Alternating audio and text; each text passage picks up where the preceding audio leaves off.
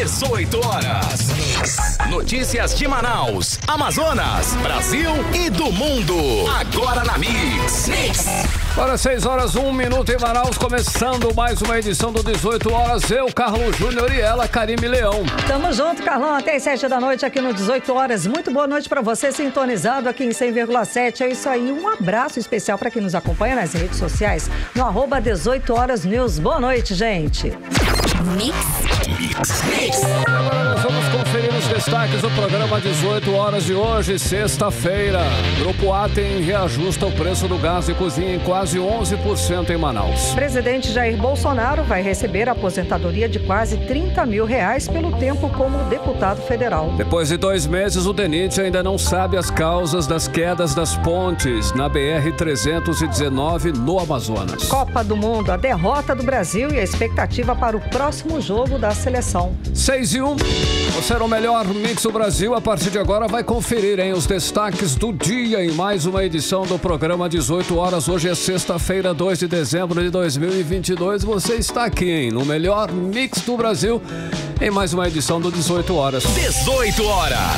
Cara, Karime, sextou, mas sextou com um zebrão, né, Karime Leão? Você viu aí? Que coisa estranha, né? Mas tudo bem, o Brasil perdeu para Camarões por 1-0, mas tá lá em primeiro lugar, né, Karime? Se classificou, tá tudo bem no grupo G, saldo de gols, né? Ele tem uma a mais. E nas oitavas de final, a seleção brasileira vai pegar a Coreia do Sul, que garantiu aí a classificação, inclusive, né? Um jogo surpreendente. Coreia venceu o Portugal aí por 2-1 e tirou o Uruguai. Pois é, Carlão, e quem perdeu foi o time reserva do Brasil, que jogou mal e deixou escapar várias oportunidades de gol.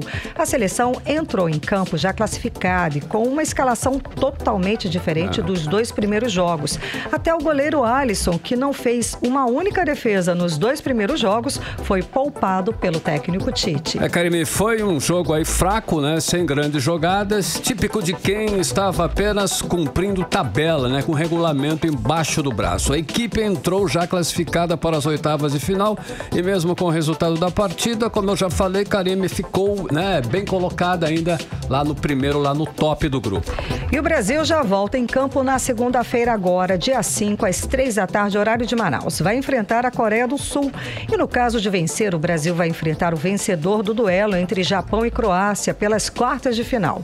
A grande expectativa é sobre a volta do craque Neymar, que se recupera de uma contusão. A comissão técnica ainda não garante 100% se o jogador estará recuperado para enfrentar os coreanos na segunda-feira. Karime, esse jogo é valendo, hein? Para este jogo de hoje, o Brasil mais uma vez, né? Manaus, aliás, mais uma vez teve uma rotina diferente, bem diferente mesmo. Hoje estava realmente diferente, com os servidores públicos sendo liberados no início da tarde, inclusive. A cidade parou para ver mais esse jogo do Brasil, Karime. Carlão, o trânsito na cidade ficou travado horas antes da partida. Engarrafamentos foram registrados aí nas principais ruas e avenidas. E esse caos no trânsito já virou tradição aqui em Manaus nessa Copa do Mundo, como explica o repórter Hector Silva. O jogo da seleção brasileira de futebol contra a seleção camaronesa movimentou as ruas de Manaus.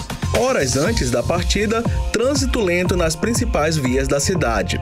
A Prefeitura de Manaus preparou diversos pontos para que as pessoas acompanhem os jogos. 5 ruas, inclusive, foram contempladas com equipamentos de som, iluminação, palco, banheiros químicos e telão. Mas há quem tenha optado por assistir os jogos em casa. É o caso da designer Suelen Fonseca. Eu tô acreditando que o Hexa vem esse ano. É muito legal sair pra torcer, mas como eu tenho um bebê recém-nascido, optei por assistir em casa mesmo. Mas a emoção é a mesma, sem dúvida nenhuma. A energia da designer Suelen é a de muitos amazonenses. Uma pesquisa do Instituto Action, realizada na capital amazonense, mostra que o manauara está muito confiante com o Hexa do Brasil. 24,8% dos manauaras estão totalmente confiantes no título e outros 44,7% estão confiantes. Mas tem uma turma pessimista também. 16,6% estão pouco confiantes e 7,2% nada confiantes. Já 6% dos entrevistados estão indiferentes em relação à seleção brasileira. Segundo a Frânio Soares, diretor-presidente da Action Action, a pesquisa foi realizada entre os dias 29 e 30, depois dos 2 primeiros jogos do Brasil, quando a seleção brasileira venceu a Sérvia e a Suíça. Essa pesquisa nos deu muito prazer em fazer, porque nós conseguimos coletar o sentimento do torcedor manauara, do brasileiro que mora em Manaus, quanto à confiança na seleção brasileira levar o hexacampeonato. E a confiança é alta, praticamente 70% dos manauaras veem com muita ou com possibilidades reais do hexa vir para o Brasil. Uma pequena parte é mais cética, mais pessimista e discorda disso, mas é a minoria. Isso mostra que o manauara está envolvido com a Copa do Mundo, está bastante envolvido com a Copa do Mundo. A Action pretende fazer mais uma pesquisa como essa para medir esse termômetro se o Brasil continuar passando pelas fases. Nós vamos fazer uma nas semifinais. E aí vamos divulgar novamente. Hector Silva para 18 horas. Você está ouvindo 18 horas. Carlão, e hoje o Uruguai deu adeus à Copa. Mesmo vencendo a seleção de Gana com 2 gols de Arrascaeta do Flamengo, o Uruguai se despediu, perdendo a segunda vaga do Grupo H para a Coreia do Sul. Os coreanos surpreenderam e venceram Portugal por 2-1, mais uma zebra dessa Copa do Mundo. Karime Leão, o craque Luiz Soares, inclusive, foi às lágrimas. Deu pena dele lá no banco, viu, Karime? Com a desclassificação do Uruguai. Ele chorou. Pagou um preço alto aí por insistir em colocar o Arrascaeta, não colocar, né, o técnico. Colocar ele no banco de reserva. Deixou ele no banco de reserva, não jogou desde o início. Quando o craque do Flamengo foi titular, inclusive, ele marcou 2 gols em menos de 30 minutos, mas não foi suficiente aí para classificar o Uruguai, Karime. Pois é, Carlão, e ficou assim os duelos das oitavas. Amanhã a Argentina pega a Austrália e a Holanda enfrenta os Estados Unidos. No domingo teremos a Inglaterra contra Senegal e França contra a Polônia. Já na segunda-feira, o Japão enfrenta a Croácia e o Brasil joga com a Coreia do Sul. Na terça-feira, teremos Portugal contra a Sérvia e Espanha contra Marrocos. Mix.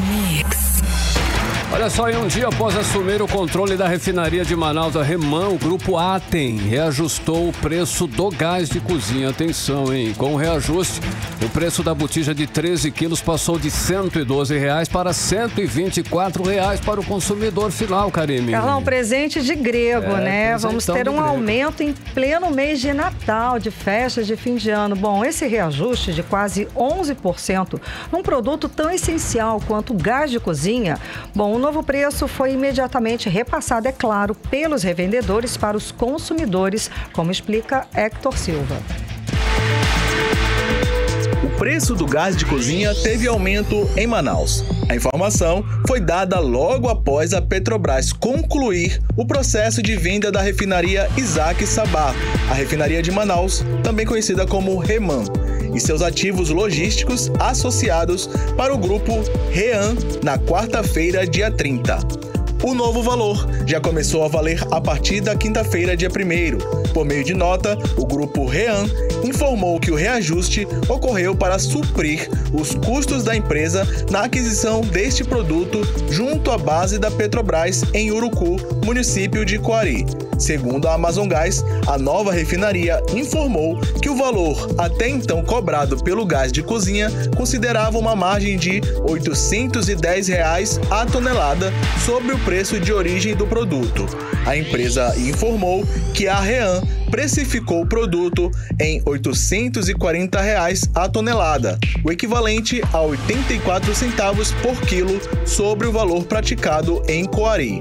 Este novo valor corresponde a um aumento arredondado de R$ 760 a tonelada, ou seja, 76 centavos por quilo sobre os preços atualmente praticados em Manaus aos consumidores.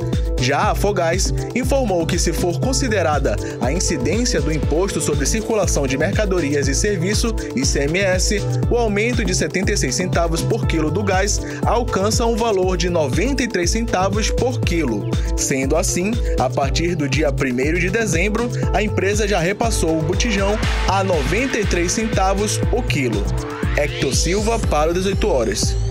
Você está ouvindo 18 horas.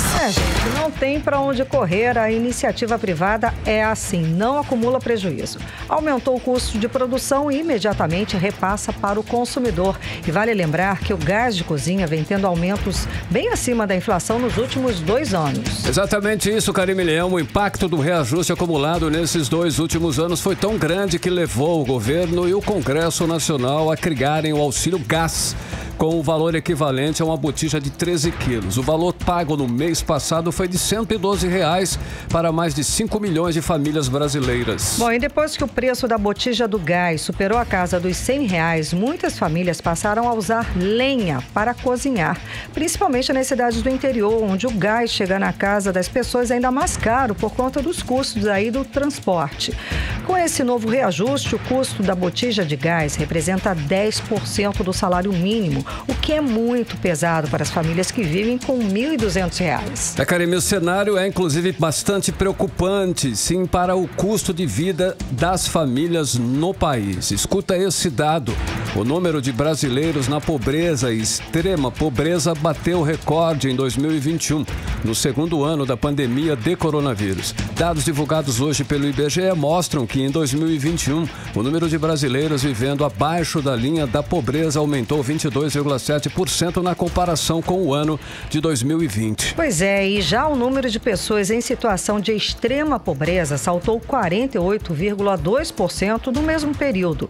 O país, Carlão, nunca havia registrado um avanço tão grande da pobreza e, sobretudo, da extrema pobreza. Karime, aqui no Amazonas os números da pobreza são assustadores. O estado tem 3,1 milhões de pessoas que vivem na pobreza ou extrema pobreza.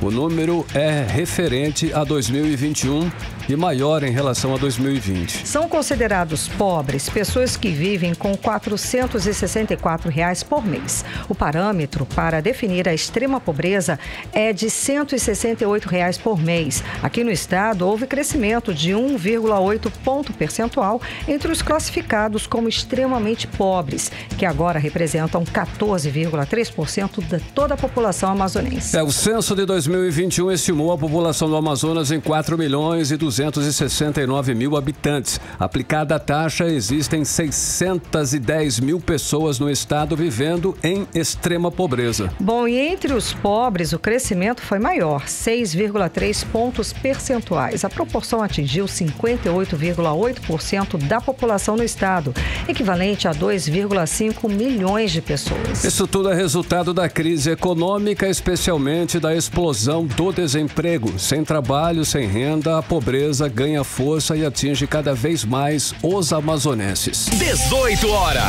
São 6h13. Você no melhor mix do Brasil, conferindo os destaques do dia em mais uma edição do 18 horas aqui no melhor mix do Brasil. Deputado federal Silas Câmara escapou da cadeia, Karime. É que o ministro Roberto Barroso fez acordo para Silas Câmara pagar R$242 mil por crime de rachadinha e encerrou o processo. Exatamente, Carlão. Na prática, gente, o acordo foi apenas para que o deputado federal reeleito pelo Amazonas não saísse totalmente impune da acusação de que ele teria ficado com boa parte do salário de servidores do gabinete dele. E hoje o processo seria extinto devido ao tempo em que aguardava julgamento. 22 anos. Rodrigo Soares explica melhor essa história. Antes desse acordo, o ministro do STF, o Supremo Tribunal Federal, Luiz Roberto Barroso, havia votado pela condenação e prisão de 5 anos e 3 meses do deputado federal pelo Amazonas, Silas Câmara, por crime de peculato. Só que, na ocasião, o julgamento foi interrompido porque os ministros André Mendonça e Dias Toffoli pediram vistas do processo, ou seja, pediram mais tempo para analisar detalhadamente o processo que já aguarda a decisão há 22 anos.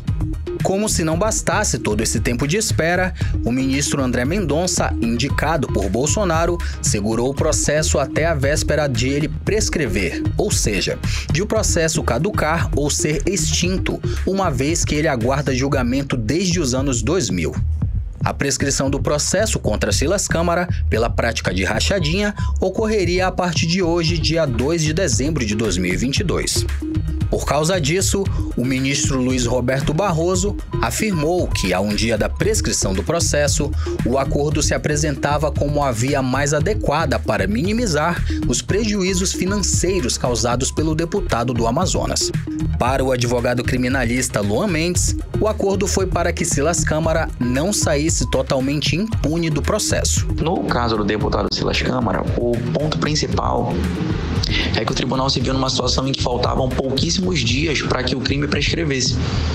E se o crime prescrevesse, o Estado não poderia mais puni-lo de nenhuma forma. Então, no intuito de acelerar e também fazer com que ele fosse punido de alguma forma, mesmo que fosse de forma pecuniária, eles resolveram então oferecer o benefício processual do acordo de não persecução penal. Silas Câmara foi acusado pela Procuradoria-Geral da República pelo desvio de recursos da Câmara Federal destinados ao pagamento de assessores em 2000 e 2001 e por ter nomeado como servidores públicos empregados que prestavam serviços particulares para ele. O advogado Luan Mendes explica como funciona esse acordo firmado pelo ministro Luiz Roberto Barroso e o deputado Silas Câmara. O acordo de não persecução penal ele tem previsão lá no artigo 28A do Código de Processo Penal. Foi incluído recente, um artigo que é proveniente da Lei 13.964 de 2019, tão falada aí como pacote anticrime, e que para o acusado fazer jus a tal benefício, o crime tem que ter uma pena mínima que não supere 4 anos. O crime não pode ter sido praticado com violência, grave ou ameaça, bem como o acusado precisa confessar formalmente a prática do crime. Ou seja, ele precisa narrar como as coisas aconteceram para que então ele possa ter direito a tal instituto. O deputado federal Silas Câmara, que é pastor da Assembleia de Deus no Amazonas, se comprometeu a pagar multa de R$242 mil em até 30 dias. O 18 Horas tentou ouvir o deputado Silas Câmara, mas até o fechamento da reportagem ele não enviou resposta. Rodrigo Soares para o 18 Horas. Você está ouvindo 18 Horas. Em Manaus, 6 horas e 18 minutos. Vamos chamar o nosso correspondente em Brasília, Carlos Eduardo Matos, que tem as últimas informações sobre os bastidores da capital federal. Muito boa noite, Cadu. Então, já temos aí os primeiros nomes de ministros do futuro governo Lula, ou a gente só vai conhecer mesmo, eles só vão ser anunciados depois da diplomação dele, agora no dia 12 de dezembro. Cadu, boa noite. Boa noite, Karine. Boa noite, Carlão. Boa noite, ouvintes do programa 18 Horas. Karine, Lula hoje conversou com a imprensa e disse que vai anunciar os nomes daqueles que vão compor a sua equipe ministerial só depois da diplomação marcada para o dia 12 desse mês, na sede do Tribunal Superior Eleitoral aqui em Brasília. A gente falou sobre esse assunto anteontem aqui no 18 Horas e Lula hoje bateu esse martelo, só vai falar depois do dia 12. Vamos ouvir o que ele disse aos repórteres sobre o assunto. Então, depois que eu for diplomado, depois que eu for presidente da República reconhecido e diplomado, aí eu vou começar a escolher o meu ministério. Tá? Não precisa ninguém ficar angustiado, não precisa ninguém ficar nervoso, criando expectativa, porque eu, no fundo, já tenho 80% do ministério na cabeça, mas eu não quero construir um ministério para mim, eu quero construir um ministério para as forças políticas que me ajudaram a ganhar as eleições. Na medida que eles tiveram coragem de ir para a rua comigo, na medida que eles tiveram coragem de enfrentar a diversidade que nós enfrentamos, as provocações que nós enfrentamos, porque foi uma eleição muito complicada, eu nunca vi, e não sei se em algum lugar do mundo alguém utilizou tanto o aparelho do Estado para ganhar as eleições como foi essas eleições de 2022. Nunca.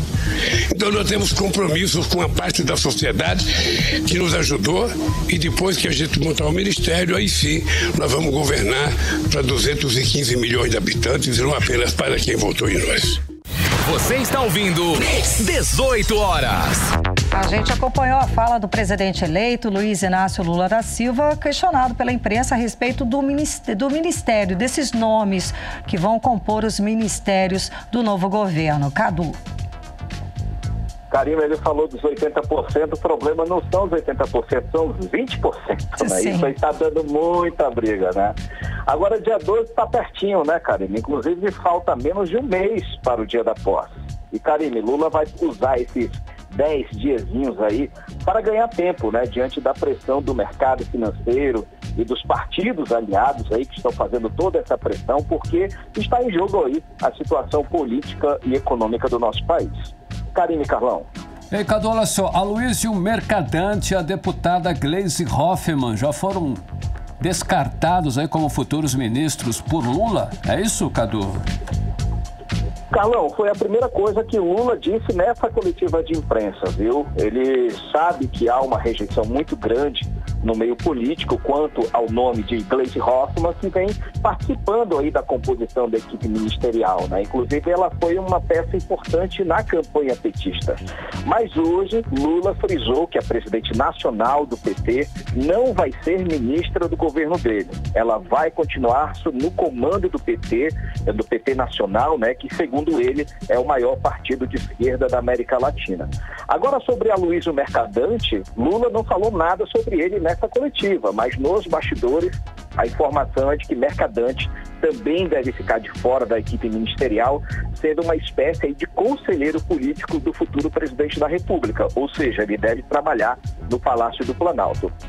Enquanto isso, Carlão, tem muita gente apostando, tem muita gente especulando, tentando antecipar a informação, né? Inclusive ontem, Lula teria dito em um jantar com ministros do STF que já teria os nomes definidos de Fernando Haddad para o Ministério da Fazenda, do ex-presidente do Tribunal de Contas da União, José Múcio Monteiro, para o Ministério da Defesa, do senador Flávio Dino para o Ministério da Justiça e do diplomata Mauro Vieira para o Ministério das Relações Exteriores. Apenas esses nomes aí. Claro que muita gente ficou de fora dessa lista, como Simone Tebet, Marina Silva, o economista Pércio Arida, né, cotadíssimo para ser o ministro do Planejamento, mas enfim, tudo ainda está no campo político, portanto, tudo pode mudar, né? O que não muda, Carlão, é a briga por uma fatia desse bolo. Carlão, o PT não quer abrir mão da maioria dos ministérios, como Fazenda,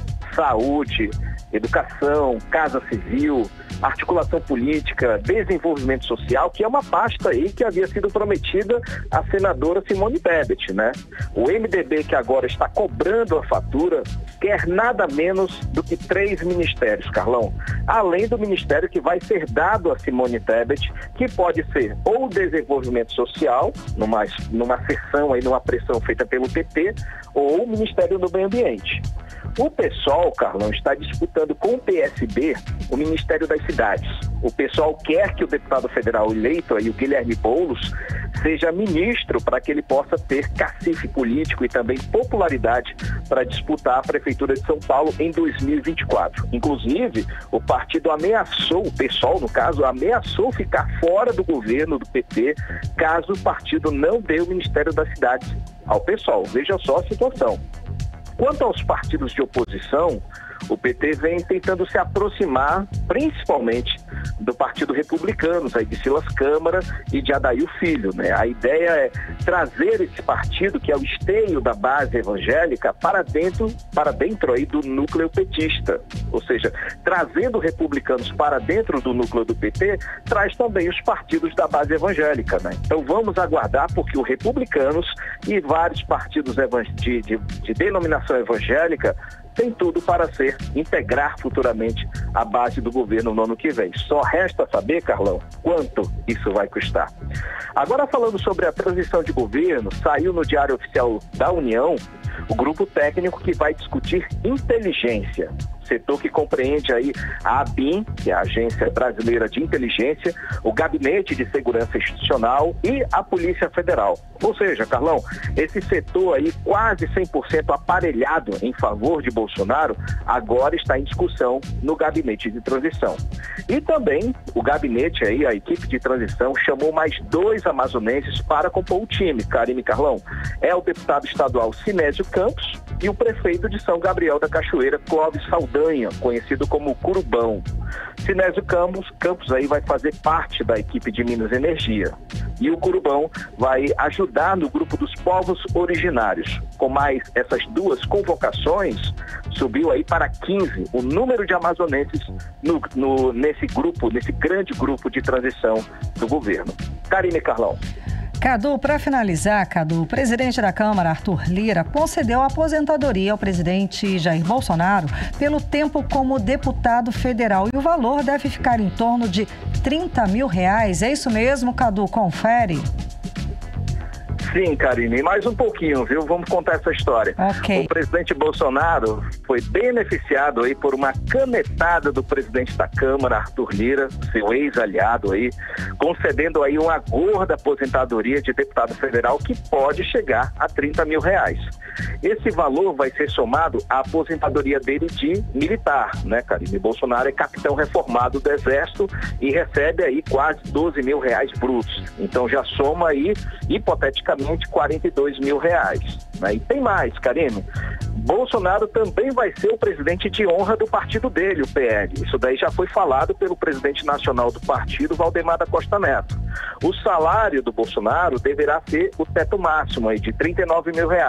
E além disso, escritório, assessores, carro, dinheiro para viagens, enfim. E como ex-presidente da República, a partir do que vem, Bolsonaro vai ter à disposição dele uma equipe de segurança e de assessores pagos pelo governo federal. Ou seja, Karine, o salário que era de 30 mil vai chegar aí a R$81 mil todo mês no bolso do ex-presidente Bolsonaro. Tomara que esse dinheirinho aí possa dar um ânimo ao presidente da República, né, que tem estado aí muito morocochô nos últimos dias. Afinal, R$81 mil é R$81 mil, né? Ajuda, né? Volto com vocês. Ajuda um pouquinho, né, Carlão? Não sei nem fazer a conta disso, Cadu. Não tem nem noção dessa bolada toda. Valeu, Cadu. Um abraço, gente. Obrigada pelas informações, Cadu. Boa noite, bom fim de semana. Boa noite. Vocês também. Tchau, tchau. Tchau. Agora 6h27, você no melhor mix do Brasil. 18 horas. E daqui a pouco aqui no 18 horas, a Prefeitura de Manaus ainda contabiliza os estragos do temporal da madrugada de quinta-feira. É o nosso assunto em instantes. 18 horas.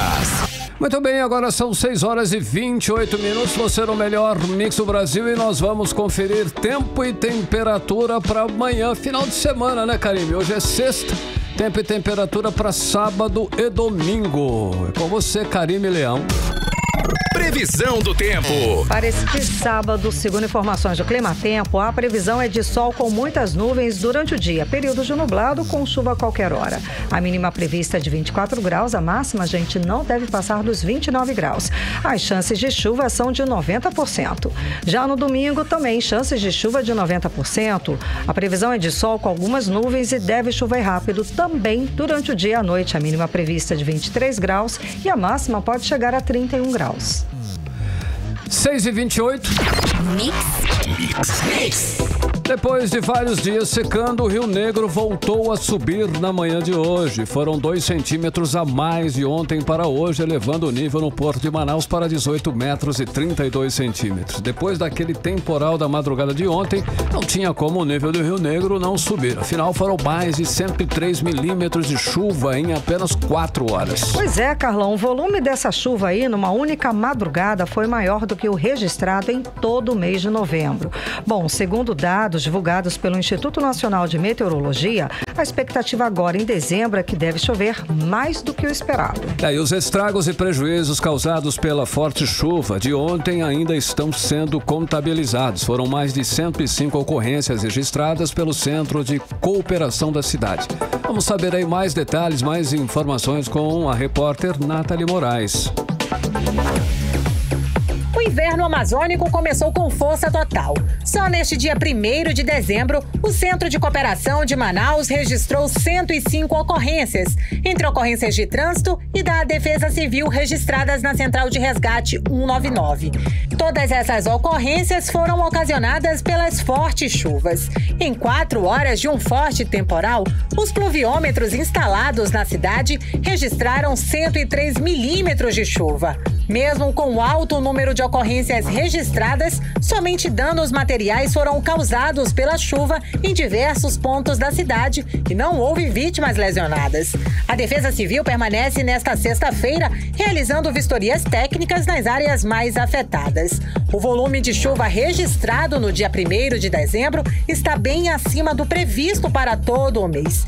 Segundo o meteorologista Mamed Melo, do Instituto Nacional de Meteorologia, em 4 horas choveram 103 milímetros, o que equivale a 103 litros de água por metro quadrado. Esse volume de chuva intensa era esperado em 11 dias do mês de dezembro e já foi atingido neste 1º dia do mês, como explica o especialista. Numa pancada choveu ali na madrugada em torno de 88 milímetros, praticamente quase 10%, praticamente, se não me engano é isso, se a gente fizer uma comparação.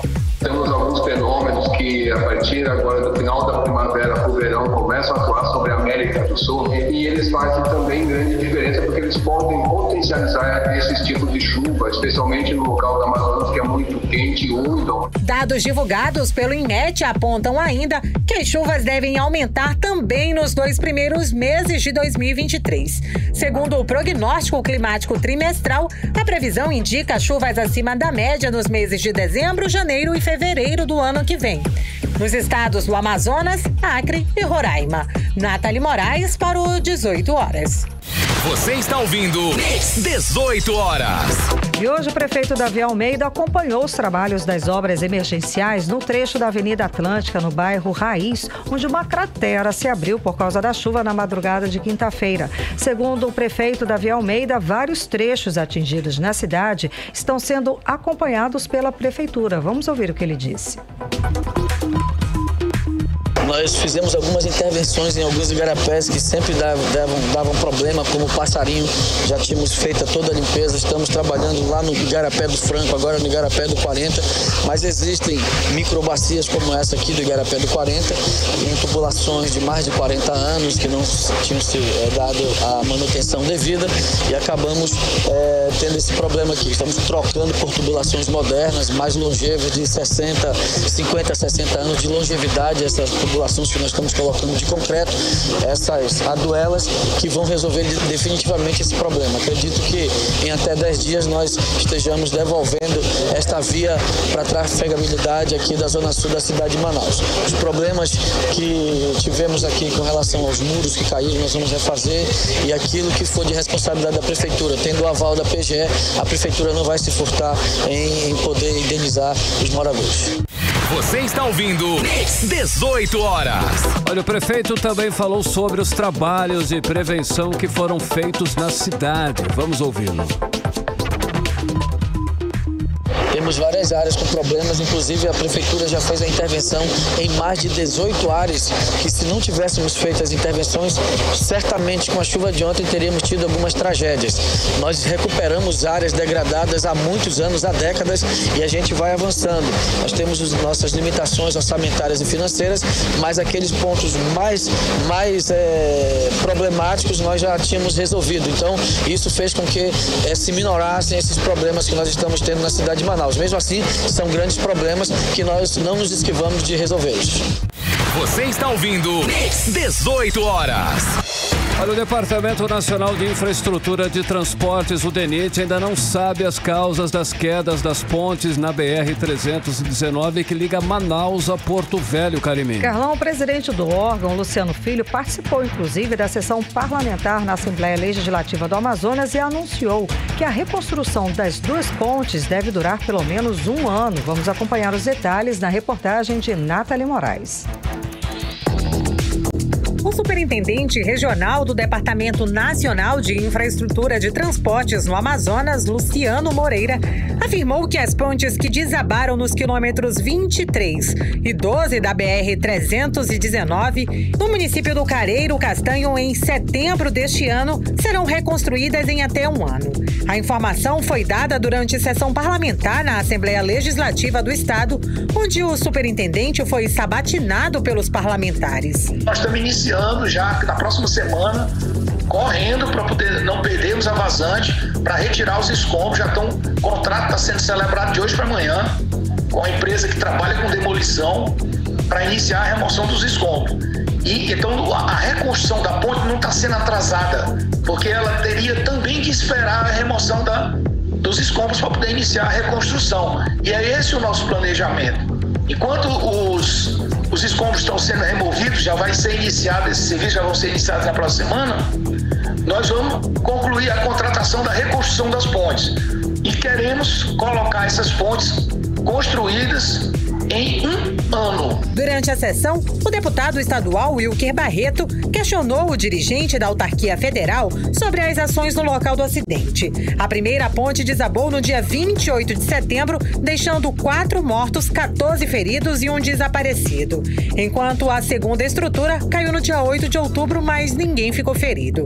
Em resposta, o superintendente afirmou que a reconstrução da ponte Curuçá será iniciada após a retirada total dos escombros e que a medida já está sendo executada aproveitando o período da vazante. 2 tipos de investigação. Tem uma investigação que ocorre internamente no DENIT e uma outra externa que está em fase de contratação, tá? Para ter uma investigação independente também. Estamos também iniciando agora a demolição e a remoção dos escombros. Lógico que tem ainda uma vítima desaparecida, nós estamos cientes disso. E vamos ter que fazer essa demolição junto com o apoio do Corpo de Bombeiros, para exatamente a gente poder concluir com êxito, mas também tentar resgatar o corpo dessa vítima se estiver embaixo desses escombros. Segundo o deputado estadual Wilker Barreto, mais de 100 mil pessoas foram prejudicadas com a tragédia que, infelizmente, deixou famílias enlutadas. Apesar de não ser da esfera da Assembleia Legislativa falar de recursos federais, mas qualquer cidadão tem o direito de fiscalizar recursos públicos. Temos hoje famílias ilutadas, nós temos um transtorno causado para mais de 100 mil pessoas daquela região. Segundo informações do próprio superintendente regional do DENIT, 3 empresas atuam nas estruturas que desabaram. Os valores firmados com essas empresas somam mais de 85 milhões de reais. Nathalie Moraes para o 18 Horas. Você está ouvindo 18 Horas. Agora são 6h38, você conferindo os destaques do dia em mais uma edição do 18 Horas aqui no melhor Mix do Brasil. Daqui a pouquinho, o Partido PROS é acusado de desvio de recursos públicos do fundo eleitoral. A investigação da Polícia Federal inclui o estado do Amazonas. Esse é o nosso assunto em instantes. 18 Horas. Agora, 6h38, chegou a hora da gente falar sobre os bastidores da política local com Artemisa Gadelha. Artemisa, muito boa noite. Então, os apoios ao vereador Caio André para presidir a Câmara Municipal de Manaus não param de crescer. Quem são os novos apoiadores, Artemisa? Boa noite. Pois é, hoje o vereador Caio André ganhou aí o apoio do PSDB municipal. O Caio continua aí liderando, Karime, a bolsa de apostas, né, para a candidatura à presidência da Câmara Municipal de Manaus. Boa noite para você, boa noite, Carlão, boa noite a todos que acompanham o programa 18 Horas. Então, o vereador Caio André do PSC já havia recebido apoio por meio de uma carta da direção nacional do PROS. Nós comentamos aqui, né, que orienta os vereadores a votarem nele. Relembrando, o vereador Elan Alencar, adversário de Caio nessa eleição, é do PROS, além do vereador Peixoto e também do vereador Wallace Oliveira. Ontem nós falamos, inclusive, também do apoio do Partido Patriota. O partido tem Ivo Neto, Joelson Silva e Dione Carvalho. Ivo Neto já declarou voto, né, o apoio ao vereador Caio André. Eu entrei em contato com Joelson Silva, o vereador Joelson Silva, e o vereador Dione Carvalho. Nenhum dos dois eu obtive resposta até o fechamento da edição dessa matéria de hoje. E hoje, a carta do PSDB Amazonas, que é aí uma indicação de votação à presidência, né, da Câmara Municipal de Manaus, solicita a bancada dos partidos, dos vereadores Raulzinho e Rosivaldo Cordovil, que apoiem, então, Caio André. O documento foi assinado pelo próprio vereador Cordovil, que também é presidente municipal do PSDB. E que já havia se manifestado a favor da candidatura de Caio André. Eu conversei com o vereador Raulzinho ainda há pouco. Ele é líder do PSDB na Câmara, vice-presidente municipal do partido e, segundo ele, não houve uma reunião de colegiado e ele nem foi consultado sobre o apoio do partido ao vereador Caio André. Ele afirma que essa é uma decisão monocrática do vereador Rosivaldo Cordovil e acrescentou ainda que declarou voto sem consultar o partido e que, por causa disso, ele não vai apoiar o vereador Caio André. Provavelmente siga, talvez, a base mais próxima do prefeito, que seria o candidato Elan Alencar. Caio André ainda não atualizou a lista com os apoios. A última oficial havia 22 apoios. Elan Alencar nunca respondeu sobre os apoios dele. Eu já consultei algumas vezes, mas nunca tive resposta. E o vereador Sassá, até o momento, permanece sem apoios oficiais. Então, por enquanto, na vantagem, o vereador Caio André mantém, então, a liderança desse jogo das eleições na Câmara Municipal de Manaus.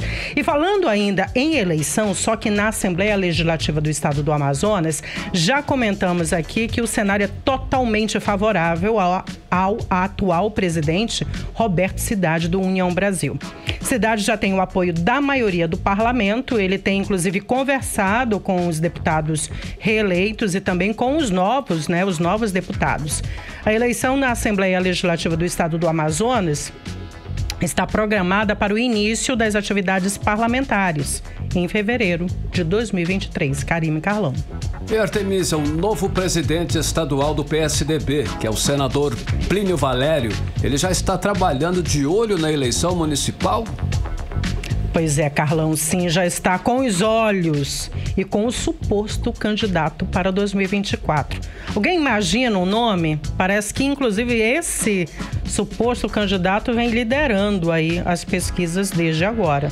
Bom, após assumir o comando do PSDB no Amazonas há 2 semanas, o senador Plínio Valério deu início às conversas, planejando aí as eleições municipais de 2024. O parlamentar já disse que o PSDB terá candidatura própria à Prefeitura de Manaus.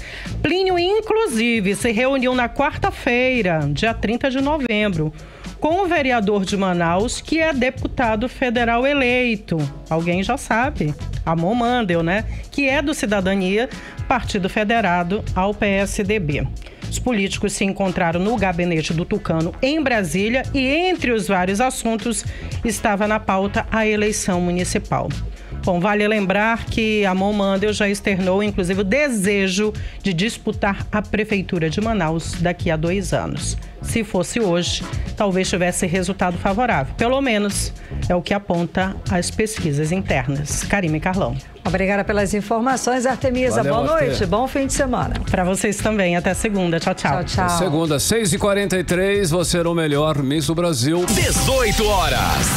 Olha só, um grupo dissidente do PROS, Partido Republicano da Ordem Social, aguarda a investigação da Polícia Federal sobre candidatos fantasmas, que inclui inclusive o Amazonas, Karime. Pois é, Carlão, o partido é acusado de desvio de recursos públicos do fundo eleitoral. A gente acompanha os detalhes dessa história agora com o Rodrigo Soares.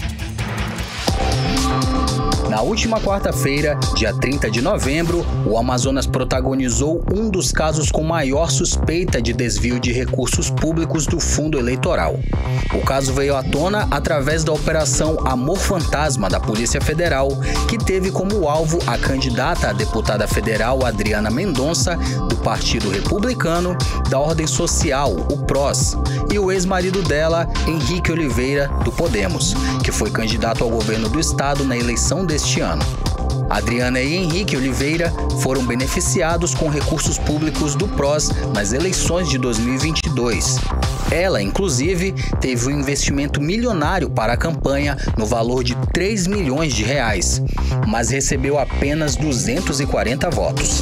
Além disso, a campanha da candidata, de acordo com reportagem do jornal O Estado de São Paulo, se resumiu a 33 posts em uma página de Facebook e em suas redes sociais, onde constam apenas 59 seguidores.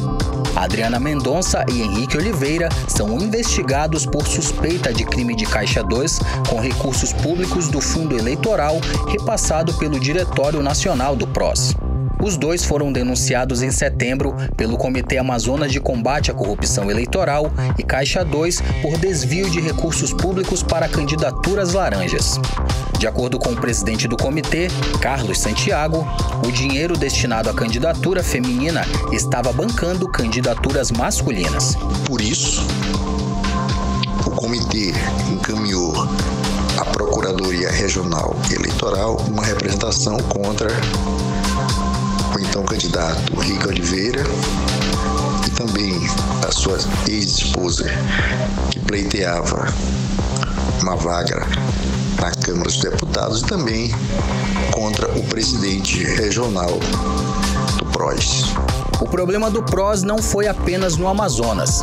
Reportagem da CNN revelou em outubro dezenas de candidatos do partido que tiveram um desempenho eleitoral inexpressivo e receberam altos recursos públicos do fundo eleitoral. Ao todo, foram 18 milhões de reais repassados pela legenda para esses candidatos que não ultrapassaram 500 votos cada um. Carlos Santiago, do Comitê Amazonas de Combate à Corrupção Eleitoral, explica que a baixa votação e os repasses elevadíssimos reforçam suspeitas de candidaturas de fachada. O comitê espera que a Procuradoria Regional Eleitoral faça o seu trabalho de investigação junto com a Polícia Federal e, se for encontrado alguma ilegalidade, que os responsáveis sejam punidos. O Brasil não suporta mais tanta ilegalidade. O 18 Horas tentou ouvir o PROS no Amazonas, mas até o fechamento da reportagem eles não enviaram resposta. Rodrigo Soares para o 18 Horas. Você está ouvindo 18 Horas. 6 horas 47 minutos e nós vamos conferir agora tempo e temperatura, hein? Previsão do tempo para hoje à noite com Karime Leão.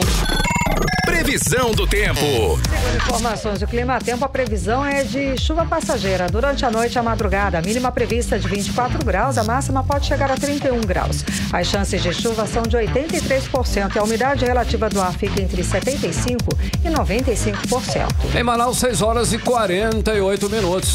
Mix. Mais de 2 mil turistas desembarcaram em Manaus nesta quinta-feira, do terceiro navio da temporada de cruzeiros. A próxima embarcação chega dia 28, também com mais de 2 mil turistas, Carlão. Karime, os visitantes que desembarcam em Manaus, eles receberam aí um receptivo organizado pela Manaus Cult em parceria com a empresa estadual de turismo do Amazonas, que é a Amazonas Tour. E nesta temporada são esperados aí mais de 25 mil turistas, com expectativa de gerar aí uma receita equivalente a 35 milhões de reais até maio de 2023. É bacana, hein? 6h48, você no melhor mix do Brasil. 18 Horas. Esporte. Chegou a hora de falar sobre Copa do Mundo com ele, Hector Silva. Chega mais, Hector. Então, menino, deu zebra de novo. O Brasil perdeu. Como é que pode isso? Essa Copa tá uma loucura. Nossa, essa Copa aí ninguém tá entendendo nada. Mas também, né, Hector? Foi o time todo reserva, né? A gente aprende uma lição aí, né? O Brasil não tem uma seleção reserva, tem jogadores de reserva, né não? Hector Silva, boa noite. Conta mais pra gente. É verdade, Karime. Boa noite. Karime, boa noite, Carlão. Boa noite, ouvintes da Rádio Mix, do programa 18 Horas. Zebra aí, né? Pra alegria dos camaroneses, pra tristeza dos brasileiros e pra alegria de Paulo Castro, nosso gerente de jornalismo, porque ele fez uma aposta alta. Nós estávamos falando das apostas aqui, né? Em algumas edições atrás, e ele ganhou. Ele que falou que é camarão desde pequenininho, quando ele colocou essa aposta, ganhou uma boa grana aí com a vitória de Camarões. Mas, falando também sobre Copa do Mundo em geral, está definidos os confrontos das oitavas de final e os jogos já começam, sabe quando, Karime? Amanhã. É Copa do Mundo, né, Carlão? Não tem jeito, tudo é muito rápido. Rapidinho. Vamos falar para vocês agora por ordem cronológica os confrontos. Sábado, às 11 horas, horário de Manaus, a primeira colocada do grupo A, Holanda, enfrenta a segunda colocada do grupo B, a seleção norte-americana de futebol. Lionel Messi e seus irmãos argentinos enfrentam a seleção australiana de futebol, única seleção da Oceania na competição. Lembrando que a Argentina foi a primeira colocada no grupo C e a Austrália ficou em segundo lugar no grupo D. E também tem jogo no domingo, como nós falamos aqui, é direto, Copa do Mundo, meu amigo, não tem jeito. Domingo, às 11 horas, horário de Manaus, a poderosa França, campeã do torneio de 2018 da competição, última Copa do Mundo, vai enfrentar a Polônia de Lewandowski. E logo em seguida, à tarde, às 3 horas, horário local, Inglaterra enfrenta o Senegal. Brasil volta a jogar segunda-feira contra a Coreia do Sul, às 4 horas da tarde, horário de Brasília, 3 horas, horário daqui de Manaus, já sabendo quem vai ser o seu adversário se ganhar o jogo, né? Temos que ter o pé no chão, porque depois da derrota de hoje, tudo pode acontecer. Pela manhã, teremos Japão e Croácia. Quem ganhar desse confronto vai enfrentar Brasil ou Coreia do Sul. E aí na terça-feira vai fechar as rodadas das oitavas de final. Marrocos, a surpreendente Marrocos, vai enfrentar a Espanha, toda a poderosa Espanha, campeã da Copa do Mundo de 2010 na África do Sul. E à tarde, às 3 horas, para fechar as rodadas das oitavas de final, teremos Portugal contra a Suíça, que era do grupo do Brasil. E sobre os próximos confrontos, é importante de ressaltar que o Brasil, tecnicamente, vai ter uns confrontos mais fáceis, né? Tecnicamente, por que não? Brasil pode enfrentar, caso vença a Coreia do Sul, o Japão ou a Croácia logo em seguida. E depois, nas semifinais, temos o risco aí de pegar os argentinos. E aí vem um pouquinho mais de perigo, né? Então, é preciso tomar cuidado. E sobre o jogo de hoje, Karime, você assistiu aqui com a gente, né? A gente assistiu aqui direto da redação. O Brasil, sinceramente, fez uma partida não muito boa. Como você bem falou, os jogadores reservas entraram, mostrou que não temos uma seleção reserva, mas é preciso ficar atento a algumas coisas importantes do jogo de hoje. Por exemplo, Daniel Alves, que com 39 anos jogou uma boa partida, na minha opinião. Ele se mostrou um lateral eficiente e caso aconteça o que nós tememos de perdermos mais um lateral esquerdo, porque Alex Telles saiu machucado, provavelmente, do jogo de hoje, saiu aos prantos do jogo e foi substituído logo em seguida. E já temos também o Alexandre, outro lateral esquerdo, também está machucado. Se ele não se recuperar, quem sabe Daniel Alves pode pegar a lateral direita e Danilo, que é também lateral direita, se recuperar, e tudo aponta que ele já deve jogar nas oitavas de final na segunda-feira, pode ser jogado para a lateral esquerda. Ele que já jogou, inclusive, de lateral esquerda, quando jogava no Manchester City de Pep Guardiola. Pois é, e ele o Daniel Alves, foi quem mais deu entrevistas no pós-jogo e falou, assim, de uma forma muito, muito coerente, explicou que essa derrota serviu para a seleção aprender, né? Para o grupo todo aprender, vão estudar, aprender com os erros. Ou o pé no chão, Karime. Exatamente, bem sapato alto. Bem pé no chão. As entrevistas foi muito, muito realista, muito coerente. Foi criticado, né, a ida dele, inclusive, né? Teve uma polêmica. Sim, né? Pela idade dele, né? Sim, o Daniel Alves provavelmente vai jogar sua última Copa do Mundo esse ano, né? Ele já tem 39 anos, ele não estava atuando diretamente porque ele tá pelo clube Pumas do México e o Pumas não tinha se classificado para as fases finais do Campeonato Mexicano. Então ele estava parado ali, jogando no time reserva do Barcelona só para ter o seu condicionamento físico. Isso foi alvo de muitas críticas por parte dos torcedores a Tite, né, nosso técnico. E hoje ele mostrou que tem chance aí de ser um lateral direito, ser o capitão também, por que não? Porque hoje foi capitão e mostrou respeito em todos os momentos do jogo. E mostrou também a eficiência. De todos os desarmes que eu vi do jogo, eu tinha os dados aqui, mas eu não sei dizer ao certo, mas ele acertou mais de 90% das chances que ele teve de desarme. Isso é um número muito bom para um lateral direito que está com 39 anos de idade. Pois é, e tá indo muito bem na sua possivelmente, na possível última Copa dele, né? E é o que importa. Então, expectativa para o próximo jogo, Hector? A escalação a gente sabe que não vai ter, né? Mas a grande expectativa, a grande dúvida é se Neymar entra em campo ou não. Exatamente. Neymar tem correspondido bem aos testes físicos e nós temos visto pelas imagens que a CBF tem mostrado através de suas redes sociais, ele está com um condicionamento bem melhor, o pé dele está bem melhor e além disso também Danilo, que também saiu machucado no mesmo jogo que Neymar, e Alexandro também parece que, ao que tudo indica, na segunda-feira contra a Coreia do Sul nós já teremos esses jogadores, Karime e Carlão. Quem sabe uma vitória, né, Carlão? Um bom resultado. Com certeza. Hector Silva, muitíssimo obrigada pelas informações, uma ótima noite, bom fim de semana. Para você também, volto segunda então com a vitória. Espero com a vitória, com certeza. Valeu. O Brasil, lembrando, enfrenta a Coreia do Sul, segunda-feira às 3 horas, horário de Manaus. Valeu. 6h55, você no melhor mix do Brasil. Mix. Sextou, hein, Karime Leão? E a nossa agenda está recheada de opções. Os destaques ficam para o Dia Nacional do Samba e a programação de Natal no Largo de São Sebastião. Vamos acompanhar aí os detalhes da nossa agenda com a repórter Nathalie Moraes. Começamos a nossa agenda com a Casa do Biscoito, que ocupa a Casa das Artes na lateral do Teatro Amazonas e está aberta para visitação. As visitas são feitas mediante agendamento, que acontecem de terça a domingo, sempre de 5 da tarde às 9 da noite. O tour pelo local oferece várias atividades aos pequenos com idade entre 1 e 5 anos, como a oficina de biscoitos. Lembrando que todas as atividades no local são gratuitas. O Quintal de São Jorge, na zona centro-sul de Manaus, vai comemorar o Dia Nacional do Samba nesta sexta-feira. O grupo Samba com as Moças, juntamente com os Galácticos do Samba, comandam a festa que começa às 8 da noite. Outras atrações, como o Del Solano Júnior, Arapa, Ex-Frenesi e Randerson Couto, participam da roda de samba. Os ingressos estão sendo vendidos na bilheteria do evento.